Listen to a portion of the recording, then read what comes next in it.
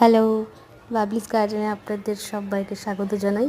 তো আজকে দেখুন আমি একটা থাই ভ্যারাইটির জবা গাছ দেখাচ্ছি। তো গাছটা ছোট্ট একটি টব আপনাদের দেখাচ্ছি। দেখুন ছোট্ট একটি টবের মধ্যে কতগুলি কুঁড়ি এসছে এবং ফুল অনবরত প্রত্যেক দিন 2, 3, 4 এরকম ফুটেই যাচ্ছে। তো তা ভাবছি যে আপনাদের সাথে শেয়ার করি। তো দেখুন এই যে ফুলের কুঁড়িগুলো যেগুলো ফুটে যাবে সেগুলো আপনারা ছিঁড়ে টবের মধ্যে রেখে দেবেন, সেগুলো পচে সার হয়ে যাবে। তো আপনি কুঁড়িগুলো আপনারা দেখুন, অসম্ভব সুন্দর লাগছে গাছটা। আর মানে গাছের কালারটা, ফুলের কালারটা দেখতে আমার এত এত বেশি ভালো লাগছে আপনাদের কি বলবো। আর আমি এমনি ফুল খুব ভালোবাসি, গার্ডেন করি, আমার নিজস্ব একটি ছোট্ট বাগান আছে।